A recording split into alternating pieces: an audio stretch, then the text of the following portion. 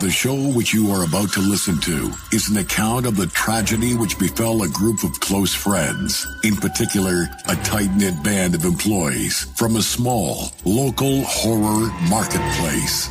It is all the more tragic in that they were young, but had they lived very, very long lives, they could have not expected, nor would they have wished to present to you as much of the madness and macabre that you're about to witness. For most, an idyllic horror podcast has become much more than a nightmare.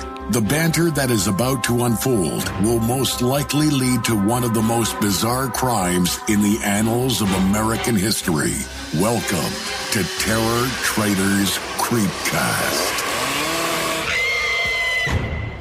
What's up, creeps? It's Jason, a.k.a. the Pope of Pain, and the co-owner of Terror Trader, your favorite year-round horror marketplace. And across the table here, hailing from Salem, Massachusetts, it's my East Coast ghost. It's JDK. What's up, Justin? How we doing, buddy? We made it. Yes, we're doing a show. We're here. Finally. Hey, and also sitting at the southernmost portion of our pentagram, it's the man who once go-go danced for the devil. Yeah, I did. It's the Wolf Tummy. Franco, what's up, dude? What's up, brother? Satan's money is just as good as everybody else's money. Money's money, man. So, hey, we got a show. This is if those who are listening, this is Terror Traders Creepcast. Yeah, this is we decided to do a podcast. Why not, right? I mean, it's one of those things that we have a store, and I had microphones, and screw it, let's do this thing, man. So, and I tell you what, I have plenty to talk about. I have plenty to do. But before we get into this, I want to. I guess I establish not rules, but if you're first listening to this, since this is show 1, and you're just like, let me dive in. I love Terror Trader. I come down there all the time, or I wish I'd come down there all the time, but you're out of state or whatever. And you're listening to this. Look, I will do my best.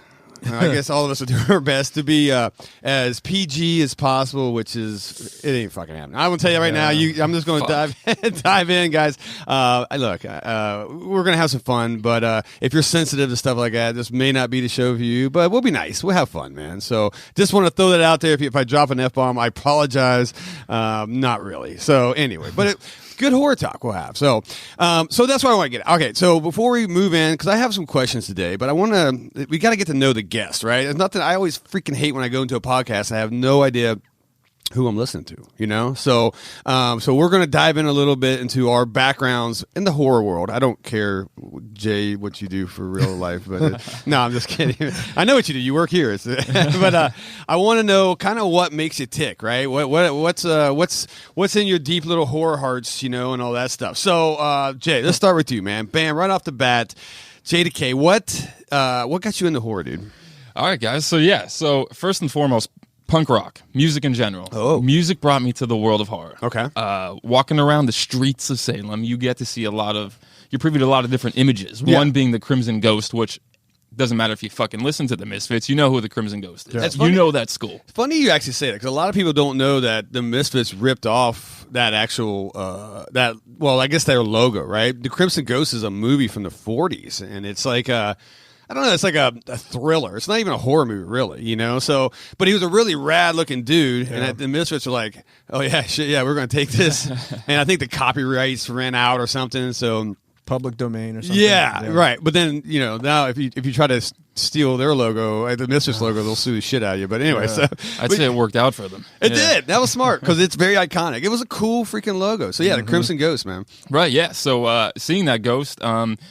long story short, I would cut a lot of lawns, make a lot of pennies, and take them to my local record store. And there you make some cool friends, interesting friends. So I learned a lot about the Misfits in general. And then you get into the album artwork and the songs they're singing about. So first it took me to weird movies like This Island Earth and Forbidden Planet, movies that were, you know, pretty interesting to get your first exposure to. But then it leads you to stuff like Halloween. Yeah. And then from there, just the portal opens. Right? Yeah, that's I think Halloween is the gateway drug, right? Yeah. For sure. You could do that. There's a couple movies like that. Maybe that's a podcast down the line that we do. Like, what are the gateway drugs in the horror, right? What is you're smoking the devil's lettuce a little bit, right? That gets you into, you know, you start with Halloween, you end up with Human Centipede 5, man, you know. So so no, that's good. All right, so Halloween, right? Yeah, and then from a little quick thing. We had Hollywood Express, which is a little fun fact. I always like spitting out. It started in '88, actually predated Hollywood Video a year prior. Hollywood Video kicked off in '89, and that little shop, you had the staff picks. Oh. Who didn't love staff picks, right? Fuck yeah, dude. So there was always that one guy who had the cool shit. Yeah. And I found that guy. Oh, really? So he kind of, that's how I found out about Dead Alive and shit that was like really messing my mind up. But yeah, which solid movie, by the way. But staff picks is like, that's how you kind of know who's working at this video store, right? It's like, you go to, that's the first thing I would do. I mean, we should do that here at the store, actually. Yeah. I'm in. That's not a bad idea, because now you know, all right, this is a sick individual, or like, or the staff pick is, I don't, Jacob's. Well, I guess some Ladder. RC Jacob's bullshit. Ladder? Yeah, I guess that's pretty good. All right, yeah, that's wild. Or they're all serial killer stuff. You're like, all right, stay away from that dude at the Right. counter, right? So, okay, cool, man. So that got you in. That's it. That set it all up. Set the Bam. table. Nice, Franco. Yes. How did you get into this world of horror? I killed a guy. Oh. No, I got into horror just through my friends group. I mean, well, from being a little kid, it was always forbidden. So the adults would put everybody to bed. All the kids had to go to bed, and then when they would watch horror movies, they would watch them on reel. Yeah. And on a projector, they would put them across the wall, so it was like full panoramic. Oh, Yeah. Jesus, what year is this? 1950? It was like 1920. No. Well, I don't. That's when my mom, they got a hold of those movies and they watched That's cool. them on reel. Yeah. So I would always like sneak out into the hall and crawl on my elbows and then watch as much as I could before I got in trouble. And that's what got me into horror. And then being like coming from a bunch of artists in my family. Yeah. And just is everybody? Yeah, I guess a lot of people don't know. Like I said, if you don't know Franco, the Wolf Tummy, he's our premier artist here at Territory. I'm going to make him. I'm going to embarrass him. He's in his pajamas today, so I'm going to embarrass the shit out of him. But he makes some of the raddest sculptures ever. And those who frequent the store, probably a lot of you own a lot of his work. So now I get it. So you came from a family of artists. Yeah. Okay, I got that. yeah, not a lot of horror, but still a lot of artists, painters and sculptors and all that stuff. So, Nice. just always have leaned towards the horror, the scary, the dark. Really? Okay. So That's just since I've been a kid. was there one movie that got you like boom? I'm hooked. Or Jaws. oh. Yeah, that's why I never learned how to swim. Seriously, because it looked like Really? when they watched that movie, it was on, like I said, that giant wall. Yeah. and so you feel like you're at the beach. Yeah. So I was like watching it, and it just messed me up. I was messed up forever. That and actually Pink Floyd The Wall. Okay. Ooh, what a Even though weird one. Dude, yeah. Oh, I another one. went in, my cousin snuck me in with him, and he was not even old enough to go see that movie. Right. And they let us go in because back in those days you could just, nobody give a crap. Yeah. And we went in, and I remember walking in innocent and walking out and being like, something died inside me. Oh yeah. Since that day, I hated nipples. So yeah, since that day I was like, flowers? No. No flowers in this house. Interesting. Yeah, So, You ever see that one? what? The Pink Floyd, The Wall? Dude, yeah. Yeah? Look, I'm from West Virginia, right? Where like everybody, in my hometown, like every tripped on acid. It was like that was the thing, right? I think it's still people are like it was a big, what was it, like a deadhead town? Oh, Does that make sense? That makes sense. Yeah. West Virginia. Right. So if it wasn't Jerry Garcia and Grateful Dead, it was Pink Floyd, right? And people were constantly just walking down the streets just like in another universe. So yeah, I've seen it one too many times actually. So I get that, right? Not horror, but really psychologically weird shit. So all right, well that explains Wolf Tummy. Yeah. Now I really know too much about Franco, but me, look, I probably told this if I cornered you into our Terror Trader video room one day, then and you know this story. But yeah, as a kid, we all had, like I said, I'm from West Virginia, man, so not much back there. But I actually grew up right outside where the Mothman's from, which is kind of cool. So urban legends and all that stuff was really a big deal for us. And then we had I don't think we had any mainstream. Well, maybe I don't know, maybe Blockbuster. I don't fucking know, but whatever. But we had the Video Barn, and that was my jam, man. As a kid, I remember going there, and this is like 11 or 12, and I never forget. It was neoned out, man. It was totally neoned out. Horror posters all over the place. Kind of like if you've been into our Terror Trader video, it almost looks just like it because that's my little homage to the guy. I remember going in with my brother, right? My older brother, and who was a diehard horror freak, and he was just like, hey, man, come in here and we'll get some shit for tonight. This is great. I go in, and I'm like, I'm going to get E.T., dude. You know, I'm old, right? So I'm an 80s kid. So I'm like, I'm going to get some E.T. or, you know, something like that. The Last Starfighter, you know. And I never forget this guy across the counter. I just like looked lost. And he had like his main new release section or whatever mainstream movies was about as big as a suitcase, right? And the rest was freaking horror all over the place.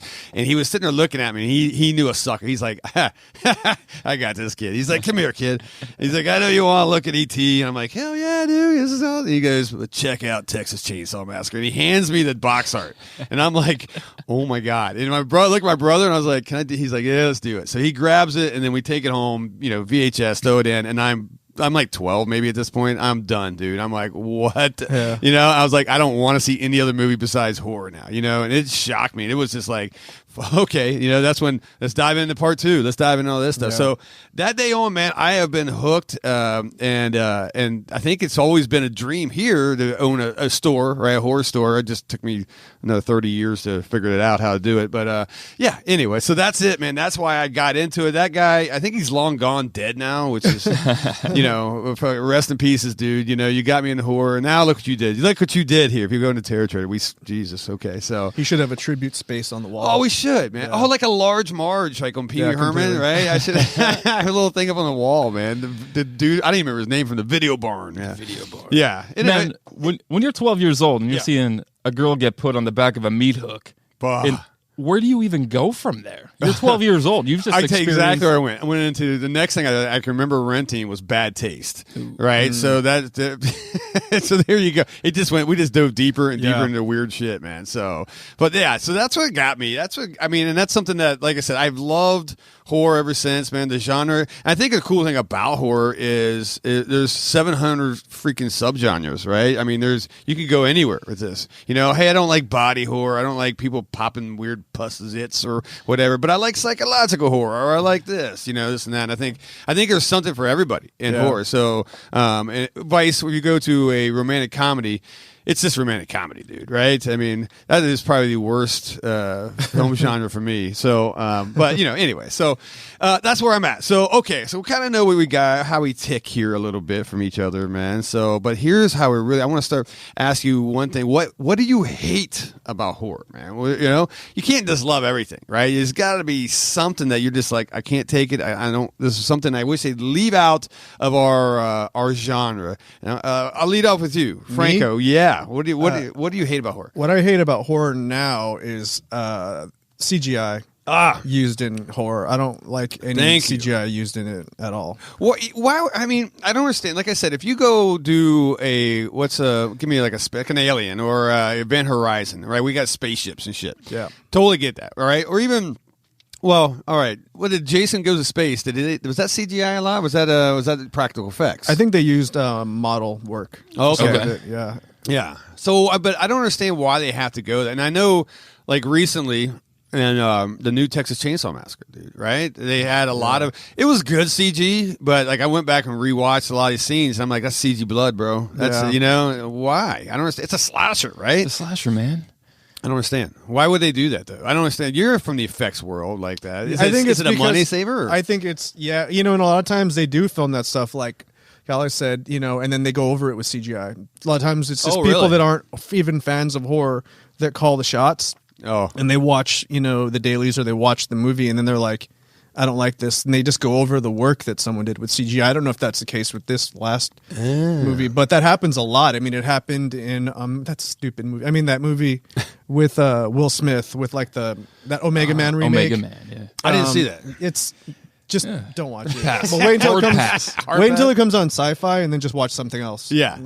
But it it's just because like they did the full makeups and they did all the effects. Right. And then they just CGI'd over. That's why all of those zombies look slightly larger than the average. It throws you off when you see them running. Their bodies are like they all look like they're 3 inches taller than a person. It's because they had to cover that space. I got you. Sure. It's awful.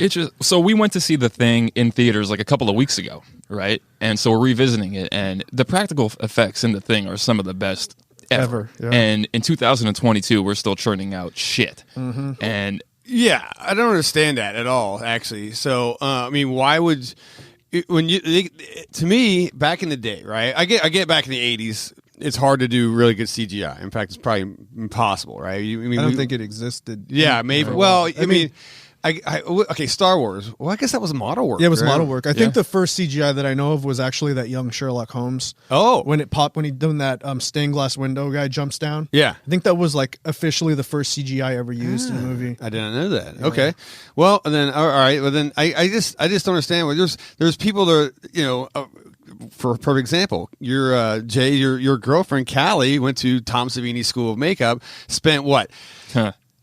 Good amount of money to learn how to do all this stuff, and then now you're just going to cancel her out and like, we'll just let a computer do its job. I hate that. Right? There's artists out there that are just like, give me, send me, dude. I want to get in. This is my chance. So, but yet some kid behind a computer is going to make it happen. And I think you hit the head.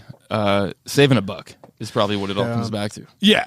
Well, that goes down to even filming locations. They film like the Texas Chainsaw Massacre, the new one in Bulgaria, which doesn't make sense. I guess it must be way cheaper over there to do stuff like that. But I don't know. So, okay, I'm right with you on that, man. The CG aspect, you can have that. In fact, it will immediately turn me off, man. Especially like if there's a monster or something that like, how many great werewolves, how many great monsters, like you just said, The Thing, were practical effects, right?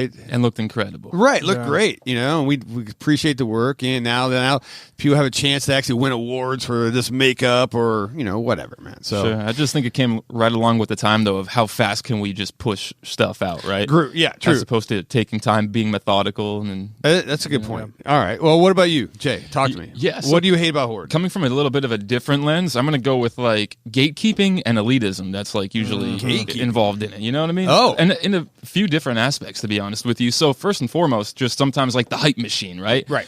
How many times have you not watched something probably right off the bat because it got more hype than the movie might have even deserved? I mean, the whole time coming out, it's just that you're shoving it down your throat before it even gets released. And by the time it gets released, you're kind of just burnt out by the whole thing and the movie just got released. Or in another aspect, fans. Sometimes you go to a convention. It's very pivotal when you're young getting into horror to be welcomed, right? Okay. So this is even prevalent even to music. When you go there, you're standing in line, you're talking like, oh, I saw The Thing or this or that in theaters, and you're quickly going to get flexed on by some dude that's like, yeah, well, I was here in 57 when this and this came out. You know what I mean? Right. And that could put a dude away, young, trying to get into the genre. Okay. Yeah. So, I felt the same way. Like when I watched Scream, and and being a shop owner, dude, and everybody comes back, and we sell a lot of Ghostface shit, right? And it's like, tons. And then when the new Scream came out, and I'll just be straight up, I didn't like it, but I was afraid to even say that because I was like, man, I'm gonna get shunned here by. I'm afraid to say that now. Yeah, right. Yeah, the horror police, it's a thing. It's the horror, and my group of friends will. Yeah. Oh, really? You won't see me next week. Guilty pleasures, I don't think are a thing that even exists because you get condemned for them right off the bat. I think you're right. I think it's, but on the other side, I think we can overcome that here, man. I think we can be like, hey, everybody's got an opinion, whether you like it or not. I'm going to talk shit, dude. I'm going to tell you right now, there's going to be 1,000 things I don't agree with you guys, and I'm going to talk shit, but I still love you at the end of the day. You mean Jason X isn't the best Jason movie? Had a great kill. I think the what was it? The liquid nitrogen kill was my best. Incredible. Yeah. Was that CG? Oh, anyway. Yeah. All right, Jason. Yeah. Let's hear it from you. Hey, look. I'm an equal opportunity lover of horror, right? I'll give every horror subgenre a chance, and I'm not big into a lot of the period piece type of stuff. Although we did see a good period piece on The Curse the other day, that was pretty rad. So here's one thing that drives me nuts, and this is where myself and Bloomhouse we bump heads a lot, man. It's I don't want to. This I'm old, guys. All right, so don't yell at me. I don't care. Yell at me. I don't give a shit. I don't like messages, political messages in horror, right?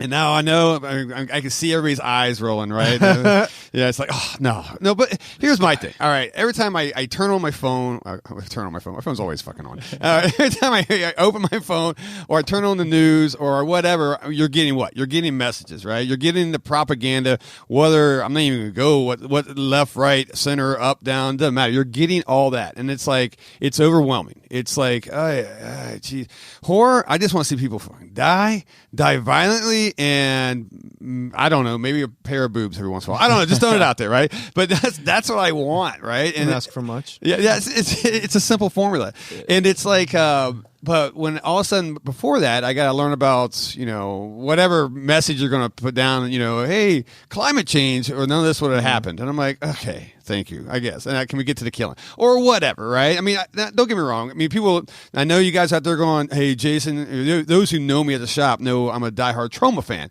Now, Troma's underlying thing, they're almost all the movies was what, toxic waste, right? And that was the 80s. That was a cool, I can get behind that, right? Because what does toxic waste do, man? It makes really cool monsters, right? Really cool, you know, mutants and all that shit, right?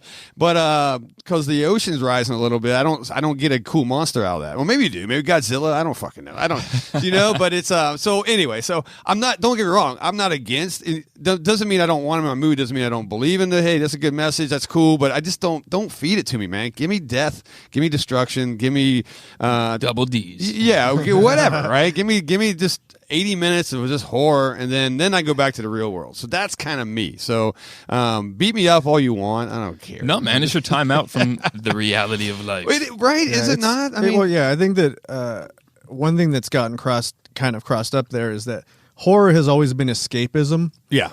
And within the past few years, now people, as you know, the social commentary just starts to really bleed into everything. Right.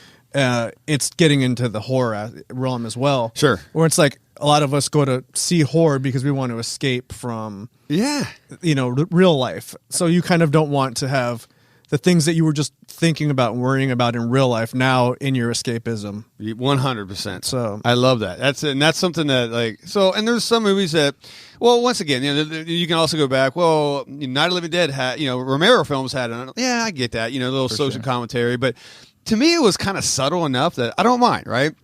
But when you blatantly just, man, you beat me up over it, right? I mean, and I keep going back to this Texas Chainsaw Massacre thing because that was kind of a recent thing we just saw, right? I mean, it was, we had a couple different, you know, what was it? It was gun control. Gun control, the cancel culture. Cancel culture. So they were kind of, but then again, I am, you know, that maybe that appeals to that generation, right? The younger Gen X stuff, and I'm a Gen, what am I? Have we gotten old? Is that what's happened here? I'm in my 40s. I'm in my late 40s. So yeah, I guess am I Gen? What Gen? Z? You're Gen X. Gen X. What did I say? Gen Z? That's what I meant to say. Yeah, I think it's okay, Gen Z. Well, whatever. Yeah, you know what I'm talking about. But one of those Ys, Z's. I don't know. But it's like I don't know. So, but you know, I think we do a good job here at the store. Right? You know, I kind of forbid politics in the store, man. It's like dude, we're going straight horror, man. So, and I think that's. There's probably people in here that would outside of the store would beat each other up, throw Molotov cocktails at each other, but inside we all get along with horror, and I think that's the cool part. To me, right? One of the beautiful things about this place here at Terror Trader is the fact this is most people's little weekly vacation. Yeah, this is where they come to forget about their problems. I agree. You know what I mean? We saw that the other day. The guy walked in, and I won't mention his name, and I'll have plenty of store stories. I don't know how. I got to figure. I never want to. I never. Oh, there's a lot. Yeah, but a lot of people said I mean, you were working, Jay, and it was mean. That's horrible. I should be. You and I. There we go. I mean, I'm a host of a show. Thank you for the grammar. Yeah, there we go. But they come in. Professionalism. Yeah, they come in the store. We see it a lot though. Well, hey, how you doing today? Shitty day. Here's my happy place. That's rad, dude. That's super rad. I don't know what was a bad day. I don't know what's going on, but it doesn't matter. Now everybody's kind of happy. So, all right. Look, I'm starting to get to know you guys, and the more I get to know you, the more I want to get off this mic. But no, I'm just kidding. I got a few more questions. All right, and I'll just make this a discussion piece. I don't have to go around the table, but here's this one. Does horror movies have to have death to make it good? All right, this is a great question because immediately I thought it this morning about like 8 a.m. So. Well, immediately I wanted to just scream out, yeah. You're right. That's my first reaction is yes, of course. There needs to be death, violence, all of the above. I was immediately saying yes as well, right? Right. Until you probably found what I found. Yeah, and I'll just pivot to one of them, right? Okay. One of my favorite movies, yeah, contemporary films, The Conjuring. Nobody dies in The Conjuring. That movie will scare the shit out of you. That is true. You know? That is true. And the list can go on.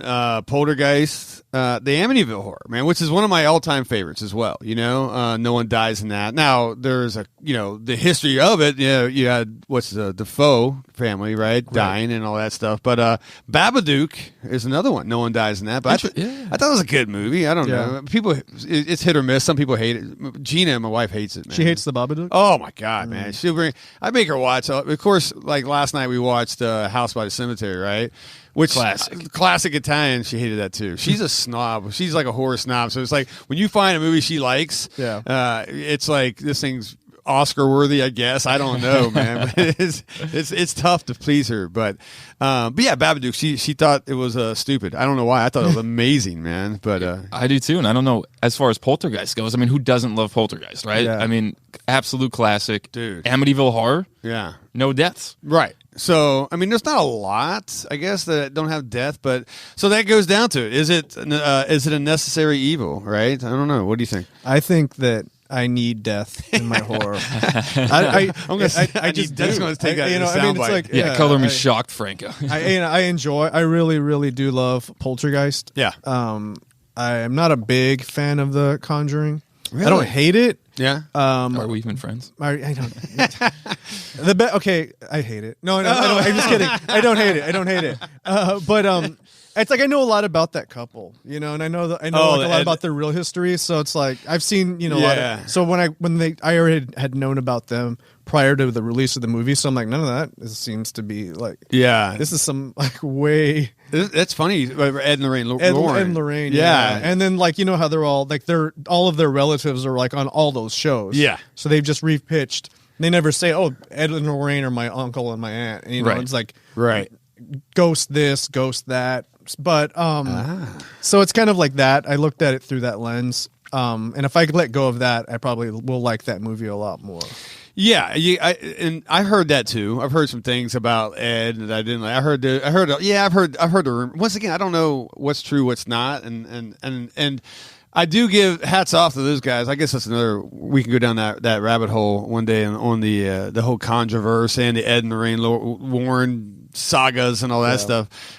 They did a good job of selling paranormal shit, right? You know what I'm saying? That's they're very good at that, and it's they made a good living out of it. And but yet, I enjoy those movies. I'm a big Annabelle fan as well. So it spawned a whole world of yeah, totally. Really creepy movies. Yeah, absolutely. But if you look at the history, once again, of those two, yeah, I get that. I understand that. And that's something that... for sure. I mean, I think for me, though, that's where I leave that at the door when I go into the movie, though. Yeah. Like all this shit, which very well, whatever's valid, whatever's not valid, whatever. Right. But I'm still leaving it at the door. I'm separating that from just the next 90 minutes. Yeah. Totally. But I understand, though, for some people, you can. That's great. That's I get that, man. There's artists out there that I'm not dropping names, but I found out in the past month that I've idolized as artists, and I found out that they're not the most nicest people in the world. So I'm just like, damn it, man!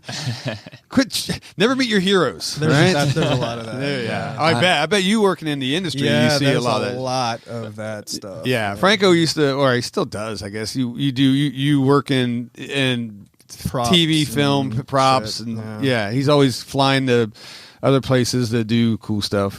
We just sit behind a counter all day. So anyway, but with like the pandemic, it's not. Yeah, I'm like, I just stay home and make money. I'm not gonna do that shit. In your pajamas, man. And I keep all the money that way. So. Yeah, watching the Lamb. Watching The Lamb. Yeah. They were talking about this before we jumped on mic. I didn't get it. I heard like little pieces, but I heard about like a half naked dude with a lamb head. And right now, people that are listening to this are going to be like, "That's not even horror. It's adorable," and it is, but it's just weird. Really, okay. Iceland. It's one. Okay, yeah. Foreign horror is a blast, man. I can't wait till we dive into that. I was telling Jay, it's because I've been watching that documentary about folk horror, and I think that like Amazon, was like, oh well, maybe you'll like this, and then it recommended Lamb, and that's why I watched it, but. I never take the recommendations. Yeah, I still don't know how I feel about it. That's the staff picks, right? That's staff picks, but the wrong staff member. But the staff is Skynet. To answer that question, I need death. I do, and I get it. I mean, okay, so would Conjuring be any better, any worse with death? No, I think it'd be fine. I think it'd be either way, Amityville, same thing. I actually almost had to go back in my brain and like, wait, no one died in Amityville? I'm like, oh shit, no one did, and all those. I mean, I don't know how many out there movies. There's not a lot of movies that don't have death. So, give me some, and I'll back it up. I like splatter. I like slasher. So, which you got to have death, man, or it's not splatter or a slasher. Anyway, all right. That being said, what is a formula for a good horror movie? All right, and then I'll lead off on this. Why I'm kind of aiming at these questions. I don't know if you guys have seen these questions. Probably not. So I'll give you time to think about it. But my thing on what's a formula for a good horror movie, because I'm very picky sometimes. But once again, I'll give everything a chance, right? So, but I'm always like, you ever heard KISS? Keep it simple, stupid. Yeah, absolutely. Can we say stupid or anymore? Is that my cancel for saying stupid? Okay. Censored. I'm censored. Okay. But yeah, keep it simple, man. All right. Once again, I just said I love slashers. I love splatter. You got bloods, boob, and babes, right? You got the three, I don't need a super strong story, but give me something, man, like that, substance. Right? Yeah. Well, that's why 80s was a great decade for me, because it was just like, okay, that right there, that was the formula for 90% of the movies coming out in the 80s, man. So Jason is in love with the 80s. Look, that was a fun time, man. I mean, it was the Cold War. We fighting Russians, and we are right now anyway. So shit, it was like a revisit. Maybe the horror genre. New 80s? Maybe it is. Maybe we'll get just a great birth of just awesome movies right now. I don't know. So, but if that's too cliche, okay, give me booze, blood, and blah blah, all that stuff. Okay, how about give me an iconic villain? Right, I like that. And this is why I always say what's wrong with was one of my favorite series is Final Destination series. Great series, great death, amazing death, but there's no iconic villain, right? Death just happens. And it actually makes you more paranoid about anything, right? At night when you have like a Michael Myers, I gotta go upstairs. I'm afraid to turn on the lights. But this is when every time I get in my truck or I'm driving down the street, I'm going to die because of blah blah blah, right? So I love that, but. How much merch do you see for Final Destination? Like, what are you going to put the cast on a shirt? How many times? Yeah. You know what I mean? Yeah. So it's like, it's weird that it's a great horror movie series, but just doesn't get enough love because there's no iconic villain. They're relaunching that, by the way. Did you know that? No. Yeah, they got greenlit. Yeah. Damn. Well, I don't know. Can they screw it up? I don't think they can screw it up. Now, they had some CG shit in there. Don't get me wrong. You had to, because some of the stunts that, you having NASCAR tires flying up and airplane scenes. Yeah. So I get that, but I think it all had to relate to everything in our daily life, right? You can tell any horror fan, if you get behind a log truck, everybody freaks out, right? That's just the funny part about those movies. But so, but I enjoyed this anyway. So. Like I said, I like splatter. I need my blood, right? So put that. Make sure you got that in there. Great. Like I said, House by the Cemetery. Last night I was watching it, man. That's some splatter from hell, dude. That was some great, just slow death and just blood flying everywhere, and all that good stuff. And then I need a little bit of character development. I know that sounds stupid on my end, man, but it's like I gotta care a little about the characters. Hence, that's what happened to me on the the Texas Chainsaw Massacre. Yeah. You don't care, fucking die. That's same with the new Scream movie. You just you kind of just they're there to be murdered, right? And then and once again, I don't need a blockbuster twist at the end, but give me something. I don't know. Give me something. So there is my formula for a decent horror movie. I'm not asking a lot. I don't need contemporary fucking art masterpiece on this shit, man. So what about you, Franco? I think you need a good director of cinematography. Ooh, okay. That's what you really. That's one thing that's vital, because you can have a great concept. And then you can have a good director, but the director of cinematography, if you don't have a good one, everything is just going to look awful. I agree on that. That is very. You can create a lot. I mean, a good director of cinematography can create a deep mood. Yeah, I think that's a great point you brought up, because, like you said, it's kind of their job to put you in that atmospheric mood. And type of horror type of thing. But a good DP would just be like, they would immerse you in that, right? Yeah, that's my jam. So piggybacking off a word you just said, atmosphere. Yeah. So for me, it's got to contain atmosphere. Yeah. The movie's got to have just drenched in atmosphere, and also the movie's only as good as its score is.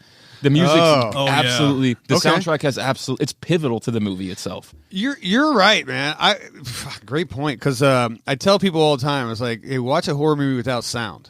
It's boring, right? It's like there's no, especially, and I know you're talking about soundtrack. I'm kind of talking about, sound effects and all that stuff. Sure.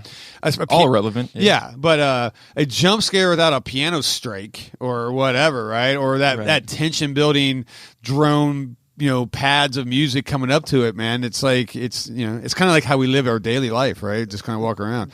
No, absolutely. To his point, the first it's an old movie, obviously, but the beginning of When a Stranger Calls, the original, that score with like the strings and they're just like cutting, man, your heart starts to go, and it's just like building. They just like tighten that tension up, and it wouldn't work without that score. It'd just be like some girl like, I mean, I feel like you're right there. That's brilliant. The Witch is a pretty divisive movie. People either love it or seem to hate it. But I mean, one of the things I absolutely love. Yeah, you hated it? I didn't like it, man. Really? I don't like those period pieces. Yeah, man. and I understand that. But one thing I think even you, as a hater, would say.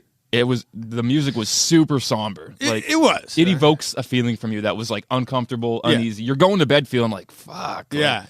This feels you're right. Terrible. And and you're right. And there's movies like that. And it kind of another one was what was it? Freaking, we just watched The Cursed. Yeah, absolutely. Great. Actually, had both your guys' point. Great soundtracks, great atmospheric music, but great DP work, man. Yeah. Where I felt like I was where the hell they were at. Beautiful visuals. 1800s and Ireland. I don't know where to. Anyway, somewhere I don't want to be because a lot of fog and rainy and just werewolves. So, but yeah, no, it's that makes total sense, man. All right, now I'm back to liking you guys a little bit better, man. So, all right, here we go. What is the greatest horror? I got two more, then we'll get off here. We know enough about each other. What is the greatest horror movie experience you've ever had? That's a tough one, right? I mean, but there's got to be something that sticks out in your brain. Jay, what do you got? Yeah, so I was born and raised pretty much by my grandmother, and my grandmother is responsible for introducing me to a lot of horror as well once I was, old enough. She had no idea I was going to Hollywood Express trying to put Dead Alive movies inside of, as you mentioned, E.T. before, trying to sneak my way through it. But when I was of age, we went to a drive-in. And East Coast, a lot of drive-ins. A lot of drive-ins. A lot of good times. Double features, too. Yeah. So you got to go there, bring all the snacks you want, and have a good time. One in particular was The Fog and Halloween 2. 35 millimeter. You get to sit there, have the best experience. And that's cool. Being there with somebody who obviously meant a lot to me and everything was just like one of the most coolest experiences I've ever indulged in. So I like to think about that from time to time. It also absolutely scared the shit out of me. Yeah. Halloween 2. You ever revisit this one lately? The hospital. Dude. Are you guys uncomfortable with hospitals? Yeah, I have had like 3 surgeries and a few a time. Like, right. So that's not the right phrase, but in only a very short amount of time, I've had like 3 surgeries. So I hate hospitals. And that movie, yeah, dude. Okay, so Halloween 2, my favorite movie of all time. Sure. For whatever it's worth. But the hospital is one of the main reasons why. Talk about an uncomfortable feeling. It wasn't until I was an adult and fully aware of what's actually going on inside these goddamn hospitals. When you're 12 years old, you're like, whatever, I get a fucking lollipop. I don't give a shit. I'll get a needle on my arm quick. Now I'm just stressed to the gills. So I'm in there thinking like, fuck, all that shit from Halloween 2. Anytime I see an ambulance, I'm on the highway. I'm like, fuck, where's Mike? Like, dude, also that movie, like, there's a hot tub in the.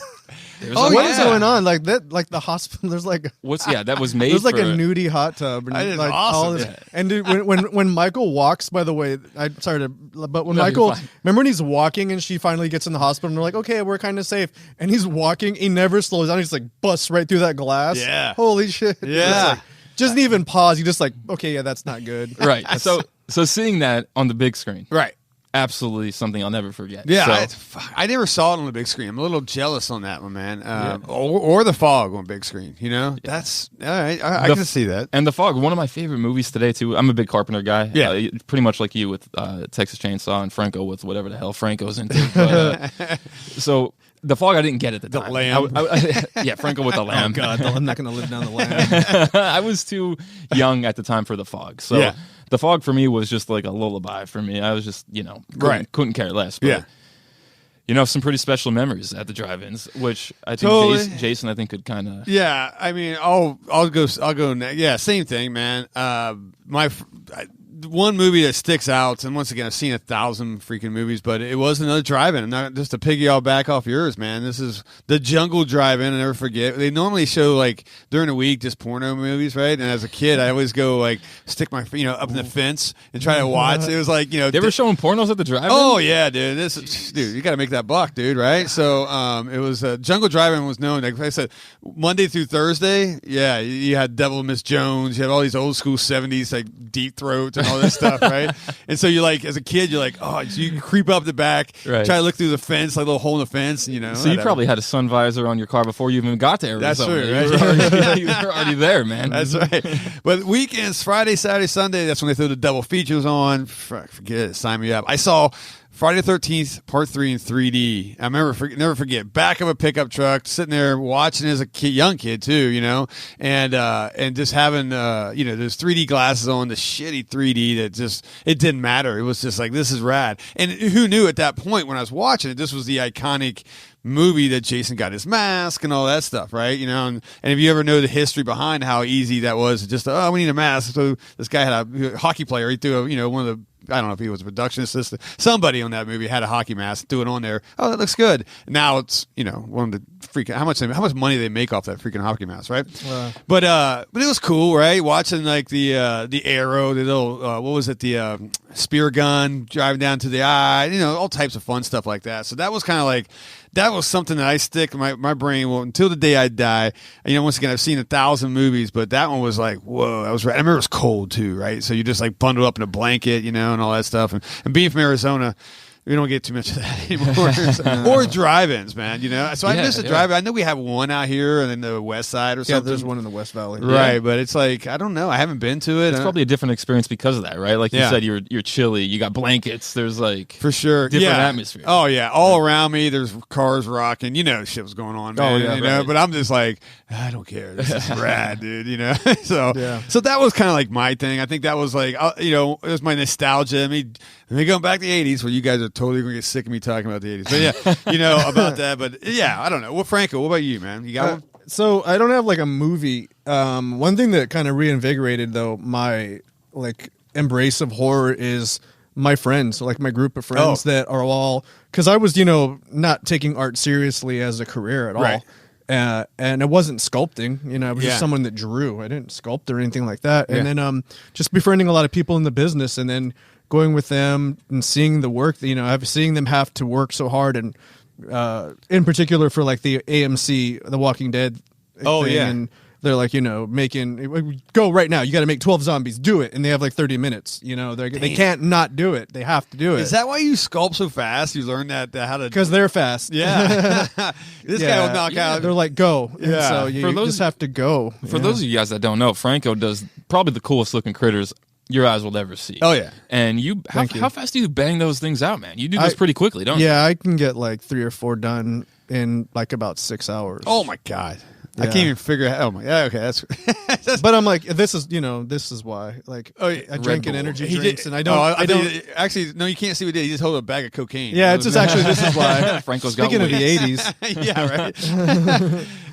But yeah, that's my thing. That's what really pushed me back into the loving horror, because I was into comic books for a long time, and now I don't like comic books. I have like one of my best friends is a comic book artist. Yeah, and he's another person who was like, hey, if you want to be good at art, stop looking at comic books. Really? Yeah, he's like, and he's a comic. He's like, I don't read comic books because other people's art is going to infuse into your art, and so that's when I stopped doing that. Simultaneously, started hanging out with all these people who were like effects artists. Is when I kind of found my way. Into Are you a West Coast guy, or where you grew up? West Coast. West Coast. Okay. All right. Yeah. So yeah, and I was always wondering, because we're 2 East Coast dudes, and I was like, but how it kind of. You're right. The friend thing is man, because get in the group and be the only guy who likes horror. You're not going to be in that group much longer, man. You know what I'm saying? It's just not. You're not going to mesh, man. You know. So, but yeah, being around people that actually love the genre, and for you, people who worked in it, which is rad, man. That's why I'm so glad that you guys opened up, because before you guys were here, I was all alone. You had to go out to L.A. to talk to anybody about horror. Yeah. Oh, that's a long drive. Without you, Franco, I would not know about The Lamb. The Lamb. I'll pass on The Lamb. No, I'm good. So, Lamb 2. All right, last question, and we'll get off here. We're almost. You guys out there listening, you know enough about us, but now let's just see. This is the real litmus test right here. Name one film. Horror film, doesn't matter what year, doesn't matter, that you want to be remade. Now, don't give me Friday the 13th, because that's been remade already. So give me something that has not been remade, that regardless if you piss off the horror nerd world or not, all right? Something that you're like, I want this done. So, Jay, go.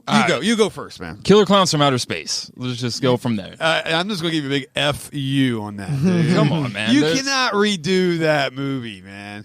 You have to redo that movie. 88, I think, was the year, right? 88? Probably. Killer Clowns? Yeah. Done. So you don't want to know who's playing Shorty? Who are they casting for Shorty? You want to know? Tom Cruise. Like, who's Fatso? But here, okay, we just talked about this earlier. If you do another Killer Clowns, how much is that going to be CG? I bet you $1 million they're all going to be CG, man. Yeah, I want to see the remake. I'm not saying the remake's going to be a fucking banger, but I mean, I want to be in the theater eating popcorn, watching this shit. Yeah, okay. You know what I mean? All right.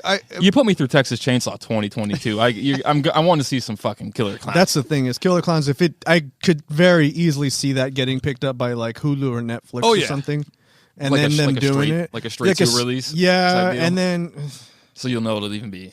I agree. I would like to see that, but really, it's maybe Killer Clowns of Inner Space or something. I don't know if you want to flip it on its head. I think that. Okay, yeah. If you can keep it as dumb as the original, I say dumb out of respect, okay, because I freaking love that movie as well, you know. But it was retarded. It was stupid. It was just fun entertainment like that, right? You know, and if you can keep it that way, sign me up, and keep it practical effects, sign me up. But I'm afraid you're right. Hulu, Netflix, somebody's going to get a hold of it, and then now they're coming down to, you know, save the earth or something. I don't know. You know what I'm saying? There's going to be something wrong with it, but now they're coming to save the earth. Yeah. Right. You know, so anyway. So who knows, man? They'll reverse. You know, what? I'm not going to get into it. Anyway, okay. So Killer Clowns. Now, once again, we know all about you, Jay. This is horrible. I'm sorry. I'm looking for a second chair for this podcast. All right, Franco, what do you got? Oh God. Okay, so Jaws. Yeah, it's going to be Jaws. Okay. I was thinking about it literally until the last second.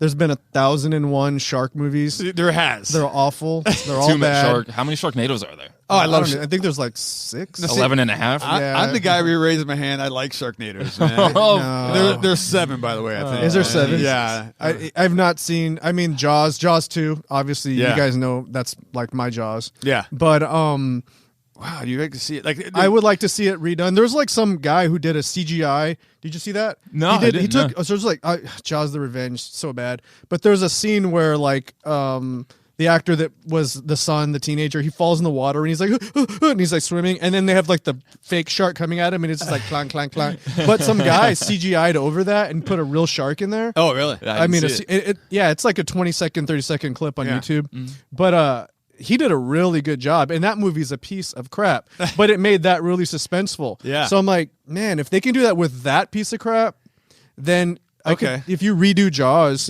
you know, and then follow the book a little more closely. See, that's the problem. Because the book is. I haven't read it. Yeah, it's. You guys haven't read the book? No, never. I don't read much, man. Yeah. Maybe it's an East Coast thing. I guess so, man. I know. Someone came in the store the other day and said, they were bringing in books to I was going to buy from them, and they're like, "Have you read this? No. Nope. Have you read this? No. Nope. I mean, it was like 40 different. But by the 40th book, I'm like, I hate to tell you this, I don't read a lot. Sorry. By that point, they were probably making up titles They just probably, to like. yeah, right. Have you read The Lamb? Oh yeah. That's Have you good. really? No. Okay. So, but would you use? Okay. So obviously that movie was made with all practical. I just talked so much shit about CGI, and now I'm like, I think you need CGI. I was going to for that say, movie. right? Because what was the? Well, I watched a couple shark movies. Like I watched The Meg, right? I don't know why. I mean, The Meg. I think it was called The Meg, right? It's The Meg. Yeah. Yeah. Right. I read that book too. Oh, that's a book. Am I the nerd That's a here? book? It's a book. Wow, I'm the nerd. Yeah, it's a book. Christ. The book. Okay, I'm sorry to interrupt, but I have to say something about the Meg. Go ahead. Yeah, no, I was just thinking. I didn't think it was bad. I don't know. Once again, I went in. Once I see Jason Statham, I think that was who was in it, right? I was you know what to expect, right? So I'm like, went in. But I like big monsters, right? I mean, I've always been a Godzilla fan, so I like big sharks too. Yeah, that's cool, you know. So, but how big would you make Jaws? Would you keep them the same size as Jaws always been, or would you go like freaking, prehistoric, dinosaur? I would. Yeah. Well, like they're like that's a 20 foot or 25. Oh, whatever, 2 tons of them or whatever. I would make them 25 feet. Okay. But with good filming, you could make that look large. Yeah. Okay, I got an idea. Look, I'm down with this, and I'm gonna give my stamp of approval. Not that it matters, but if you can make Jaws act as violently as the Zuni fetish doll from Trilogy of Terror, right? That thing is like on crack, just going nuts. I would eat that alive. That dude. thing, yeah. Damn, why didn't I pick that? Just the third act of Trilogy. Yeah. Oh my God. Oh yeah. Right. That'd be amazing. So, all right. Well, Jaws. That's an interesting one. We have a lot of Jaws fans that come into the store. We do trivia sometimes, and I was actually shocked at how many people are that badass when they come to know. I mean, we have one. I saw her. One really. Yeah, you see it, right? She was like not playing. You asked her a question. She's like, "Here's the answer." She was like, flexing before I even got I'm done with the question. offended that you even asked. And it was funny because we had another person coming like right after that and going, "Yeah, I already knew you weren't even done with the question." I was yelling it through my phone. I was like, "Damn, man, there's a lot of." All right, so I have something to say about Meg really quick, which is that in the book, the intro scene, my friend Marcel. He's an effects guy, and he read the book too. And so when that movie was coming out, I'm like, oh, this is probably going to be sick. Yeah. It wasn't, but oh man! But the intro, yeah, right. He's fine. The intro is literally set back, which doesn't make sense because Meg didn't exist at the time of dinosaurs. Yeah, but there's a dinosaur attack with a T-Rex that attacks a dinosaur, and they swim out into like the bay, and the dinosaur gets away, and T-Rex is like dog paddling in the bay, and then a big fin comes, and the T-Rex gets attacked by a Meg, and it rips him to pieces. Like, what's her name? Sounds like what's her name? What's her name? Chrissy. Chrissy. Swimming. Yeah. So T-Rex gets the Chrissy treatment. What? And then he's like, and then the T-Rex gets eaten by a Meg. Okay. That's the beginning of that book. Wait a minute. Wait, is the T-Rex in the water? The T-Rex, yeah, because how does a T-Rex swim? They can swim. There's already proof of arms. Really? Yeah. There's proof of T-Rexes swimming because the bottom of their claws are like scraping across water, like at the mud. You know what I'm talking about? The sediment level. Oh God, I'm that person. You are. Wow, but man. Yeah, so T-Rexes could swim, but so then the other like duck-billed dinosaur gets away or whatever, and then I'm like, oh, that's gonna look awesome on screen, and they didn't use it. Oh, see, I went down. I just want to see a T-Rex swimming. I just have a weird vision of that in my dude. head, I think they were like, oh no, that's gonna be too campy. Like that's too campy. Like, come on. Are you kidding me? All right. Maybe I'll have to read this book. Yeah. Oh my God. All right. No, I'm not going to read the book. I'm just kidding. Don't read the book. It's yeah. I'm just actually laughing. There was a book. I mean, I just thought this is like a screenplay. Dude, you want to make a shark movie? Yeah. I'm sorry, guys. I just this can't stop thinking about a T-Rex swimming. Yeah. With like a little floaties on his arms. Oh, that would suck. He drowned. Anyway, all right. And then he finally gets his swim on, right? Look, I did it, Mom. And then a fucking Meg comes and just rips him to pieces. The Megalodon or whatever. All right. I got to answer this question too. Now, I had a few. You know what? The first one that went to my mind, this is not the one, but I said Sleepaway Camp, right? And I was like, just because I want to, but then I was like, okay, the shock factor of a girl that actually has a penis at the end is, these days, no one cares. It's like, of course. Okay. Yeah, it's Saturday. Anyway, so it's like, all right, that one's not going to be a shock factor anymore. But anyway, so I don't know if I could maybe be good or not. I also thought Shopping Mall because just the title was the most deceiving title ever. But then I don't know, man. Nothing to do. Well, it's actually the best title of a movie ever. I think Shopping Mall. That just says slasher, crazy 80s slasher, and then you're expecting to get. You get cool merchandising. You get robots. Okay, but that's not my answer either. My answer is, and this is for all the purists out there that I want to see. It's the only really universal monster that hasn't been redone. I'm talking about the Creature of the Black Lagoon. Mm-hmm. Why has that not been redone? I mean, I know we had like similars, like the Swamp Thing, and I don't know what else we had. Whatever, maybe the only thing we had. I don't know.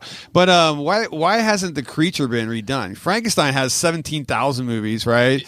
In a world where every Universal monster has had, you name how many different adaptations, Creature has never been shown the love that I imagine a lot of us think it deserves. But what is it? What is it behind it? Why don't they redo it? Is it they're afraid to, or you don't think? I know there's a fan base, right? I mean, shit. There's a huge fan base. We sell base. tons of Creature merch here, man. Creature's in and out of here every single day. Yeah, I agree. Looks great, right? Yeah, there's shades of Creature in a lot of movies, but never the direct. Yeah, I mean, there's like Hellboy, and then there's what's the other Guillermo movie? I didn't really care for it. Everybody loved it. Antlers? No. Okay. It's the one where the guy is like falls in love with the girl and the fish. I don't know. Like the guy's fingers come off. I don't remember what it's called. The Meg too. Franco, what are you watching and reading? Like the people that are listening know what I'm talking about. Oh yeah, I'm sure they're all like, oh yeah, that's the. But what is it? He won the Oscar for like best picture. Oh, it's Color Me Out of Space. No, The Color Water. Shape of Water. That's Shape right. of I Water. knew I was close. Yeah, it was the color of water. Together we piece it together. Yeah, shape. Yeah, that one. You know. So there's like kind of some kind of Was that like? I representation. never saw that. Was that has like a creature type of thing? Okay, so here's the deal.